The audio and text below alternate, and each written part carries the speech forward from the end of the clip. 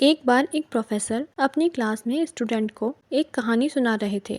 तो कहानी इस प्रकार की थी कि एक समुद्र में बड़ा जहाज जा रहा था। बहुत सारे यात्री उस पर सवार थे। अचानक से दुर्घटना होती है और जहाज खराब हो जाता है। जहाज का कैप्टन अनाउंस करता है कि सारे यात्रियों को फटाफट से खाली करना होगा क्योंकि ये डूबने वाला है। लाइफ बोट पर सवार होने वाले लोगों की भीड़ लग जाती है। लोग तैयार होते हैं कि बस हमें मौका मिल जाए। लगभग सारे यात्री सेफली किनारे तक पहुंच भी जाते हैं। रेस्क्यू टीम भी आती है, लेकिन एक अंत समय आता है जब जहाज बस डूबने वाला होता है और सिर्फ एक ही लाइफ बोट बची होती है। लेकिन जहाज पर दो व्यक्ति थे। एक युगल जोड़ा था, पति पत्नी। पति जो था वो पत्नी को धक्का देता है, जहाज पर ही रोकता है और खुद कूद जाता है लाइफ बोट पर और किनारे की तरफ जा रहा होता है। तब जहाज डूब रहा होता है, जिस पर वो पत्नी खड़ी होती है। वह अपने पति से चिल्लाकर कुछ कहती है। तो प्रोफेसर ने अपनी कहानी बीच में रोककर बच्चों से पूछा कि क्या लगता है, क्या कहा होगा। तो सारे बच्चों ने कहा कि सर कहा होगा, आई हेट यू, मैं तुमसे नफरत करती हूँ, इतना प्यार किया तुमने धोखा दे दिया। या ये कहा हो कि तुम बड़े सेल्फिश हो। एक बच्चा चुप रहा, बहुत सिंसियर लग रहा था। तो प्रोफेसर ने उससे पूछा कि आप चुप क्यों हैं, आप बताइए क्या कहा होगा। तो उस बच्चे ने कहा कि हो सकता है पत्नी ने अपने पति से कहा हो कि हमारी संतान का ख्याल रखना।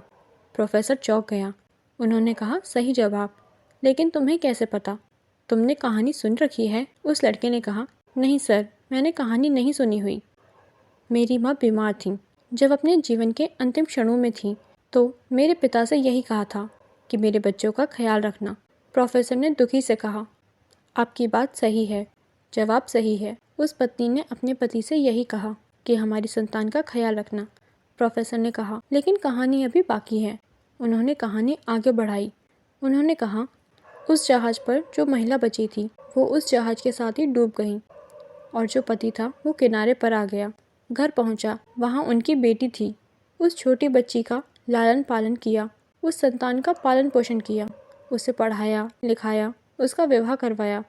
और समय का चक्र है, उस व्यक्ति की भी जान चली गई, उसकी भी मौत हो गई। जो बेटी थी वो एक दिन अपने घर पर मायके में आई हुई थी और घर की साफ सफाई कर रही थी, सामान जो है सारा देख रही थी।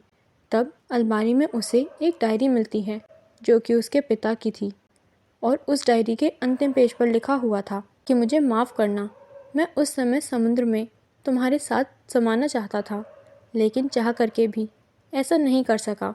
मुझे कठोर निर्णय लेना पड़ा।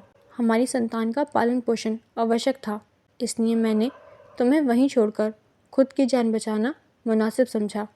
मुझे मालूम था कि तुम बीमारी से ग्रस्त हो, कुछ दिनों में वैसे भी तुम ये दुनिया छोड़कर जाने वाली थीं। ऐसे में मुझे यह कठोर निर्णय लेना पड़ा, वरना मेरा यकीन मानो मैं तुम्हारे साथ समंदर में उसी पल समा जाना चाहता था। तुम्हारे बिना मेरे जीवन का कोई अर्थ नहीं है। बच्ची जब यह पढ़ रही थी तो रोती चली जा रही थी। कहीं ना कहीं उसके मन में चलता था कि पिता ने माँ को वहाँ अकेला क्यों छोड़ दिया।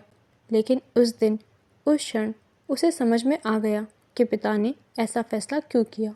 कहानी सुनने के लिए धन्यवाद। आपको यह कहानी अच्छी लगी हो तो वीडियो को लाइक कीजिए, चैनल को सब्सक्राइब कीजिए। धन्यवाद।